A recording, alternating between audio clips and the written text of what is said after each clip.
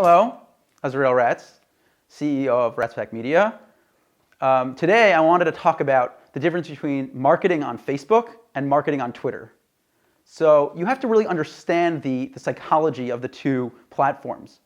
Facebook does not put things on your newsfeed according to the time they were posted. It puts it in order of how interested you're going to be to read or view that piece of content. So if every time I go on Facebook, the first thing I do is scroll to the first video, watch it, and then start reading articles, Facebook by nature is going to start placing videos higher up on my newsfeed. So Facebook changed their algorithm because they realized there's a very big problem. The average person follows friends and pages that post more than they are capable of seeing on a daily basis. So Facebook said that on average, a person has 1,500 pieces of content to see every day, but the average person only sees 300 pieces of content. So for Facebook to be able to show everything to each person is impossible. And this was 2-3 years ago when they said this, meaning that today, each person probably has 4,000 things to look at and only sees 300 things. So Facebook needs to figure out a way to show as many things that you want to see in the littlest amount of time. So I actually noticed in one of the groups that I'm in that someone was complaining that they had posted several pictures over the course of a week, and one of their followers saw all 3 of those pictures in one post.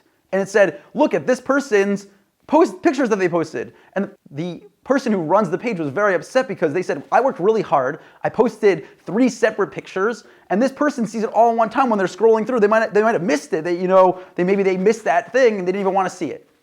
So I was trying to explain to him that Facebook is trying to get as many things in that person wants to see and as little things as they don't want to see.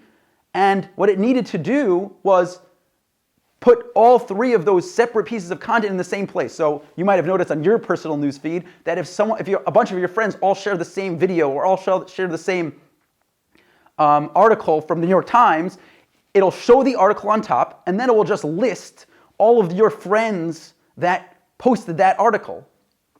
So these are tactics that Facebook has been using and been testing to show you as much content as you want to see. But Twitter is totally different.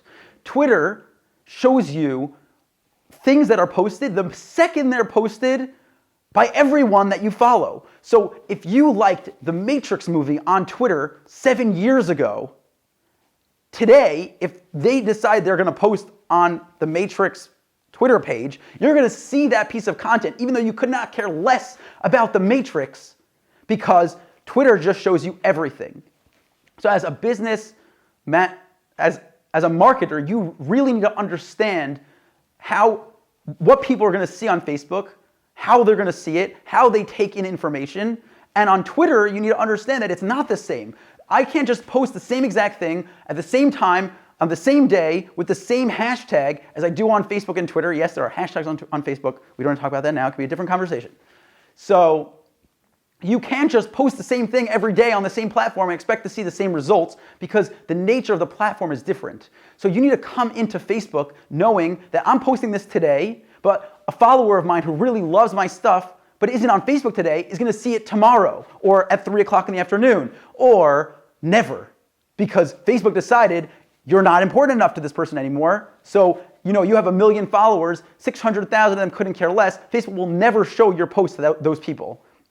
But on Twitter, if the person's online right this second, they'll see your post. If they come on in 5 minutes, they probably won't. I would assume the average person on Twitter follows at least 100 Twitter accounts, if not 1,000 Twitter accounts. So every minute, if I go on my Twitter account, which for this business only started 6 months ago, which I started 6 months ago for this business, I'm only following like 100 people. But if I go to my newsfeed, every 2 minutes, I'm getting another post. So there's no way that if I come on, I'm ever going to see your stuff. And you shouldn't expect people to see your stuff because you aren't posting at the exact moment that they're coming on. So that is the difference between Facebook and Twitter. On Facebook, if people want to see your content and Facebook knows they want to see your content, they're going to show it to them whenever is good for them. If if they never watch videos on mobile, Facebook will stop showing videos on mobile, but they're going to put your video the next time the person's on desktop.